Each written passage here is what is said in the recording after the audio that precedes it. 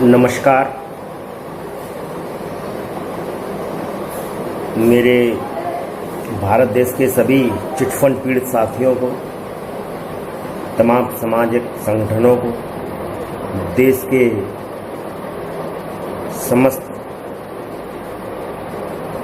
राजनीतिक प्रतिनिधियों को,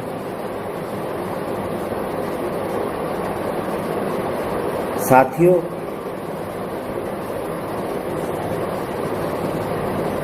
बड़े ही दुख का विषय है ये कि आज़ादी के इतने वर्षों बाद भी अपनी आवाज़ उठाना लोकतंत्र में गुनाह हो गया है। यदि कोई एक व्यक्ति पीड़ित है, यदि कोई एक समस्या से पूरा जन समूह पीड़ित है, तो उसकी आवाज़ सुनने वाला हमारे देश में लोकतंत्र नहीं बचा, जो उसकी आवाज़ को सुन सके, समझ सके, समझने का प्रयास करे। बल्कि जो आवाज़ उठाता है उसको, जो हमारा सरकारी तंत्र होता है ना, उसको उसकी आवाज़ दबाने की कोशिश करता है, उसको लाठी से, पुलिस प्रशासन से, पानी की बौछारों से, हर तरह से। लेकिन मजाल है जो उसकी आवाज़ को एक ठीक ढंग से सुन लिया जाए कि ये व्यक्ति चिल्ला क्यों रहा है। क्योंकि हर समस्या राजनीति से प्रेरित नहीं होती। इसी क्रम में हमारे पास एक मुद्दा है बहुत बड़ा, जो कि शुरू हुआ भारतीय जनता पार्टी की सरकार बनने के बाद, बीजेपी की गवर्नमेंट बनने के बाद 2014 से। मैं ये नहीं कह रहा कि ये समस्या उससे पूर्व में नहीं थी, समस्या उससे पूर्व में थी, लेकिन इसको ताकत मिली 2014 के बाद। एक बहुत बड़ा नाम सहारा, सुब्रता राय, फेमस, ऐसा कौन हस्ती नहीं देश की और विश्व की जो सुब्रता राय का नाम नहीं जानती है। PACL इंडिया लिमिटेड,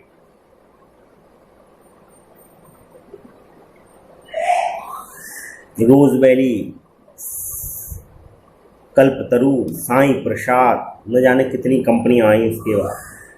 लेकिन मैं बात सिर्फ ये कर रहा हूं कि ये कंपनियां इस देश में आई कहां से? आसमान से आ गई। आप एक जनता हैं, इस वीडियो को अधिक से अधिक शेयर जरूर करें मेरे सभी निवेशक और एजेंट साथी। ये कंपनियां इस देश में आ कहां से गई? क्या गली मोहल्ले की दुकान की तरह एक छोटा सा कमरा निकलवा के शुरू हो गई थी, परचूनी की दुकान की तरह? है इस सवाल का जवाब किसी भी राजनीतिक दल के बड़े नेता, वित्त मंत्री के पास, रिजर्व बैंक के गवर्नर के पास, कि ये कंपनियां आखिर इतने बड़े पायदान पर स्थित कैसे हो गई, जो कि 20-25 वर्षों में इतना बड़ा साम्राज्य फैला लिया? सहारा और पल्स समूह जैसे, रोज वैली जैसे, शारदा जैसे बड़े समूह ने कैसे? आखिर इसके पीछे कौन लोग हैं?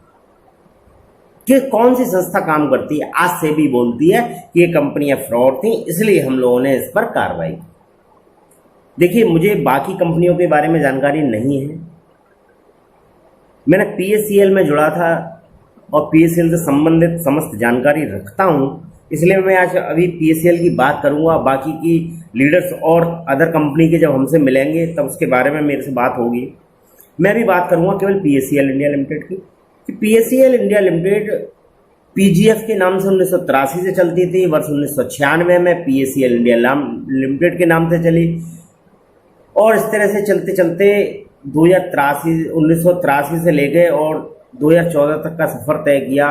लाखों इन्वेस्टर्स जुड़े, एजेंट, कार्यकर्ता जुड़े और करोड़ों लोग जुड़े जिन्होंने अपना पैसा लगाया, धन निवेश किया। सबसे मजेदार बात यह है कि जिस व्यक्ति ने काम किया ऐसी कंपनियों के अंदर, किसी भी कंपनी के अंदर, भारत सरकार को बाकायदा TDS दिया, टैक्स दिया उसने।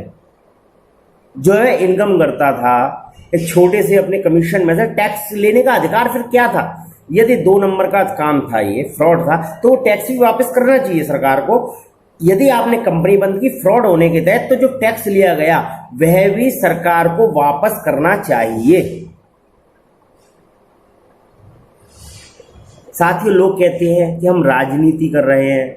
रविशंकर गौतम, रामदेव गौतम, अमित गर्ग, विकास त्रिपाठी, डॉक्टर रामसागर शुक्ला, महेंद्र पाल सिंह दानगढ़, अभय दुबे। साथियों, मुझे बताइए, पूरे हिंदुस्तान से मैं जानना चाहता हूं, जब से ये कंपनियां बंद हुई, जब से हमने इस कंपनी में काम किया, आप मुझे जानते थे?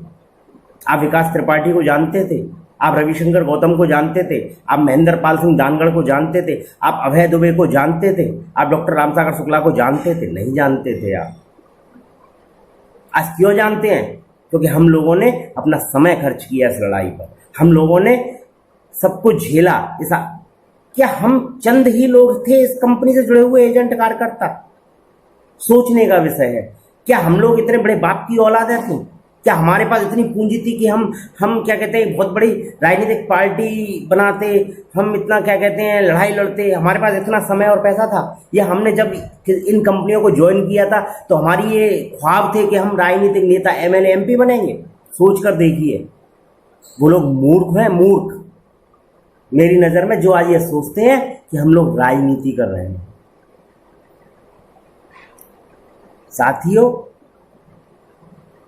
कुछ पाने के लिए, कुछ लड़ाई जीतने के लिए बहुत कुछ खोना पड़ता है। 30 दिन जब जंतर मंतर पर भूख हड़ताल चल रही थी, तो आप अपने दिल पर हाथ रखकर पूछिए, कौन 30 दिन रुका था ईमानदारी से? कितने लोग हिंदुस्तान से 30 दिन जंतर मंतर पर रुके थे? साथियों, आज मैं मानता हूं हमारे विचारधारा अलग हो सकती है, लेकिन मंजिल अलग नहीं है। महेंद्र पाल सिंह दानगढ़ जी एक जुझारू और क्रांतिकारी साथी हैं। उन्होंने लड़ने का जज्बा दिया, आज उसी लड़ने के जज्बे पर हम लोग लड़ रहे हैं।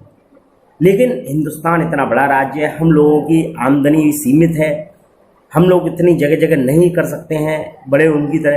इसलिए पंजाब में इतने, क्योंकि पंजाब एक 13 जिलों का छोटा सा प्रदेश है, जहाँ पर यदि सभी लोग इकट्ठे हो जाएं, दानगढ़ जी का साथ दें, तो हमें एक ताकत दिखाई देगी। तो आप खुद सोचिए साथियों कि 5 करोड़ पल्स निवेशकों की लड़ाई को लड़ने वाले और 29 राज्यों में कितने लोग हैं? आपने कभी कर्नाटक से किसी ऐसे व्यक्ति का नाम सुना है जो लड़ाई लड़ रहा हो? राजस्थान से सुना है आपने? उड़ीसा से सुना है आपने? बिहार से सुना है आपने? केरल से सुना है आपने? गोवा से सुना है आपने? छत्तीसगढ़ से कोई नाम है? उत्तराखंड से कोई नाम है जो इन निवेशकों की लड़ाई लड़ रहा हो? दीजिए जवाब साथियों। तमिलनाडु से है कोई? साथियों, जबकि निवेशक हर राज्य में है, हर जिले में है, तो आप खुद सोचिए साथियों कि इतनी बड़ी लड़ाई को लड़ने के लिए कितने लोग हैं? पंजाब से महेंद्र पाल सिंह दानगढ़, मध्य प्रदेश से अभय दुबे, जो दिन रात, क्या इन लोगों का परिवार नहीं है साथियों? बताइए। उत्तर प्रदेश सबसे बड़ा राज्य है, 75 जिले। उत्तराखंड, पंजाब मिला के, मतलब 5 राज्य मिला लिए जाएं तब एक प्रदेश है। और यहाँ कितने लोग हैं पूरे उत्तर प्रदेश से? है कोई इलाहाबाद से कोई लड़ने वाला? बताइए मुझे, नाम दीजिए। है कोई वाराणसी से ऐसा कोई नाम जो कह सके कि हाँ ये लड़ाई लड़ रहे हैं, दिन रात एक करा हुआ है इसने? बताइए मुझे। 75 जिलों में भी कितने जिले, केवल कितने जिलों से? मुरादाबाद से नाम आता है, कानपुर से नाम आता है, लखनऊ से नाम आता है, मथुरा से नाम आता है, फिरोजाबाद से नाम आता है। बताइए साथियों, हम लोगों की कोई विचारधारा राजनीति नहीं थी, ना है न हम लोगों को कोई शौक। हमारे पास क्या ताकत थी? हम लोग एक कार्यकर्ता थे, अपना घर गुजारा चला रहे थे काम करके। हम लोगों के पास क्या ताकत थी जो हम इन लोगों का सामना कर सकते हैं? सिस्टम का, पुलिस से लड़ सकते हैं, कानून से लड़ सकते हैं। आप बताइए कितने लोगों के खिलाफ मुकदमे हैं? साथियों, अपनी सबसे पहले सोच को बदलिए, अपनी विचारधारा को बदलिएगा। हाँ, मैं मानता हूं कि कुछ लोग गंदे हैं जिन्होंने हमारे ऊपर गंदी राजनीति की। हम लोगों ने राजनीति का लोगों का साथ जरूर दिया, लेकिन हमने गंदी राजनीति नहीं की। गंदी राजनीति की किसने की, मैं बताता हूं। जो कंपनी के वफादार थे, AISO के वरिष्ठ पदाधिकारी, आज मैं उनसे कहता हूं, आप लोगों से कहता हूं, हाँ इन लोगों ने गंदी राजनीति करी। हम लोगों से चंदा तक लिया, इतना सारा चंदा लिया, करोड़ों रुपए लिया, लेकिन क्या किया? कंपनी की वफादारी। चाहे वो पृथ्वीराज यादव हो, नवल किशोर हो, AK राय हो, रणवीर सिंह चाहर हो, नैन कितने लोग ऐसे, शंभू चंद्र जैना हो, ये कभी कंपनी के खिलाफ सच्चाई नहीं बोल पाए, जब इन लोगों को एक एक हकीकत पता थी। जब 2014 में सुप्रीम कोर्ट के आदेश आ चुके थे तो इन लोगों ने फिर ऑफिस बंद क्यों नहीं किए? क्यों 2 साल तक ऑफिस खोलकर लोगों से पैसा लेते रहे? आज तक ये जवाब नहीं दे पाए। इसलिए साथियों, मैं सिर्फ इतना कहना चाहता हूं, देखिए हम लोगों ने जो कुछ किया इन 5 सालों में, धरने भी दिए, आंदोलन भी दिए, ज्ञापन भी दिए, सब नेताओं से भी मिले, जंतर मंतर, लेकिन हमारी औकात उतनी नहीं है। ये मैं फिर कहता हूं कि हमें सिस्टम से लड़ने के लिए चाहिए हर तरह की ताकत। मंजिल हमारी वही है, अपना पैसा चाहिए हमें और कुछ नहीं चाहिए। सिर्फ सिस्टम को थोड़ा सा बदलने की हमने कोशिश की। पहले हमने ज्ञापन दिए थे, लेकिन अब हमने उसका रास्ता ही बदल दिया।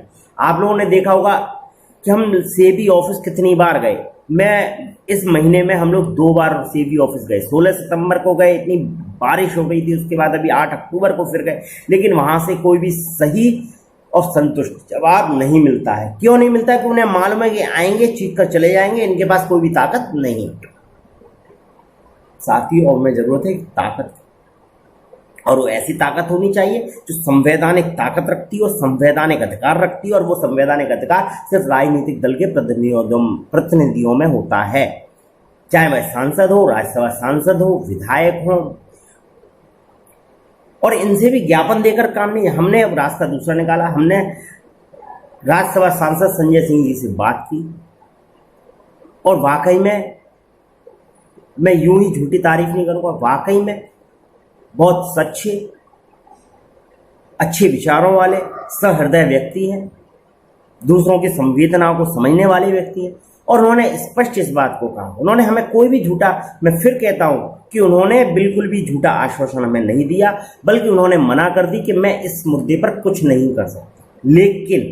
लेकिन साथ में हमें उनकी सबसे अच्छी बात यही लगी, लेकिन उन्होंने कहा कि आप बताइए कि मैं इसमें आपका क्या सहयोग कर सकता हूं।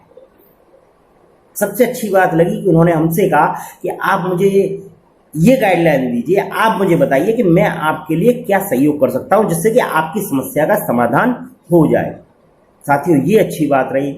इसलिए हम लोगों ने निर्णय लिया कि ठीक, हम सांसद जी से फिर मिलेंगे, और उन्होंने तारीख दी 20 अक्टूबर। उन्होंने कहा ठीक है, आप बुलाइएगा अपने लोगों को, क्योंकि हम 5 लोग अपनी समस्या को लेकर जाएं तो शायद वो समस्या नहीं होती। जब हम इतनी बड़ी समस्या को लेकर, हमने कहा कि उत्तर प्रदेश के 1 करोड़ लोग परेशान हैं, तो क्या साथियों उसमें से 1 करोड़ से पॉइंट बिल्कुल माइनस करो, क्या 1000 लोग भी अपनी समस्या को लेकर नहीं पहुंच सकते कि हम परेशान हैं? फिर इतनी कंपनियों की, मैंने केवल एक पल्स की बात नहीं की साथियों, मैंने सभी चिटफंड कंपनियों की बात की, क्योंकि जब मुद्दा उठेगा तो समस्त चिटफंड कंपनियों को उठेगा, वो भी हमारे भाई और बंधु हैं। तो साथियों, थोड़ी सी हमने बदली है रणनीति। अब हमने गतिमान एक्सप्रेस में सवार होकर इस लड़ाई को लड़ने की विचार आया है, और उसके लिए आपके सामने होगा जो कुछ होगा। केवल ये राजनीतिक मुद्दा नहीं है, ये बहुत बड़ा मुद्दा है। और जब जिस दिन संजय भैया इस बात को समझ लेंगे कि हाँ ये घोटाला है बहुत बड़ा, उस दिन आप देखना, जिस दिन हम उन्हें समझाने में कामयाब हो जाएंगे कि सुप्रीम कोर्ट के ऑर्डर के बाद भी अभी तक सभी को ये लगता है कि ये मामला सुप्रीम कोर्ट में विचाराधीन है, क्योंकि उन लोगों ने ऐसा बना रखा है कि सुप्रीम कोर्ट, जब उन्हें ये नहीं मालूम पड़ रहा कि सुप्रीम कोर्ट से तो फैसला हो चुका है। तो साथ ही जब हम जुड़ेंगे उनसे, संजय भैया से बात करेंगे और अपनी समस्या को व्यक्तिगत रूप से उनसे डिस्कस करेंगे, और साथ में हमने सिर्फ एक दिन के लिए नहीं, हमने हमेशा के लिए आम आदमी पार्टी में एक प्रस्ताव रखा है, और उस प्रस्ताव पर उस दिन बात होगी। हमने कहा कि आप एक चिटफंड प्रकोष्ठ बनाइएगा, और उस चिटफंड प्रकोष्ठ का कार्य रहेगा कि जितनी भी कंपनियां थीं, जितने भी पीड़ित थे, वह सब उस प्रकोष्ठ से जुड़ेंगे। तान में अभी यह कार्य उत्तर प्रदेश के लिए किया जा रहा है, और जैसे ही धीरे धीरे हम इसको पूरे राष्ट्रीय लेवल तक लेकर जाएंगे। तो साथियों, चिटफंड प्रकोष्ठ बनने का अर्थ है कि आपके हाथ में ताकत आना। हम लड़ाई आज भी लड़ रहे हैं और कल भी फिर लड़ाई लड़ेंगे, लेकिन कल हमारे साथ ताकत होगी। हम सुप्रीम कोर्ट में कहीं भी, किसी भी ऑफिस में, डीएम ऑफिस में अपनी बात को रखने का एक संवैधानिक स्तर पर, राजनीतिक स्तर पर पूरा हक रख सकेंगे। तो मेरी आप सभी से यह विनती है, वीडियो बहुत बड़ा हो रहा है, कि मेरी बात को समझने का थोड़ा सा प्रयास कीजिए, बहकावे में मत आइए किसी के। हम लोग सिर्फ इस लड़ाई को लड़ना चाहते हैं। चंद लोग हैं पूरे हिंदुस्तान में, आप खुद गिन के देख लीजिए, और उन्हीं पर अगर आप लोग टीका टिप्पणी करेंगे, उन्हीं पर आप संदेह करेंगे, तो समझ लीजिए कि आप घर बैठे रहिएगा, कोई फ़ायदा नहीं होना। घर बैठकर आप गाली दीजिए, घर बैठकर आप जो कहना चाहें व्हाट्सएप पर, फेसबुक पर कमेंट करते जाइए कि हम आपके साथ लें। जब तक आप लोग घर से नहीं निकलेंगे तब तक कुछ भी नहीं होगा। तो 20 अक्टूबर को मैं आप सभी लोगों का इंतज़ार करूँगा।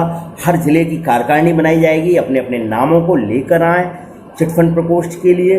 तो बहुत बड़ी तैयारी होने वाली है उत्तर प्रदेश में, और संजय सिंह जी पर हमें पूरा भरोसा है। जिस प्रकार से उन्होंने बीजेपी के खिलाफ अकेले मोर्चा खोला है, जब और सभी पार्टियां कुछ भी करने में नाकाम रही हैं, एक ऐसी पार्टी जिसने वाकई में राजनीति की सोच को बदला है। तो बस मैं इसी उम्मीद के संग, इसी आशा के संग इस लड़ाई को अब उन तक ले तक गया हूँ। हमने बात रखी है, और ऊपर वाला यदि हमारा साथ देगा तो हमारा बहुत जल्द पैसा भी मिलेगा, हमारा सम्मान भी मिलेगा। मैं यहीं पर अपने वीडियो को समाप्त करता हूं, और आप लोगों से पुनः निवेदन करता हूं कि भरोसे के साथ 20 अक्टूबर को अधिक से अधिक संख्या में गोमती नगर पत्रकारपुरम लखनऊ आम आदमी पार्टी कार्यालय पर पहुंचिए। जय हिंद, जय भारत।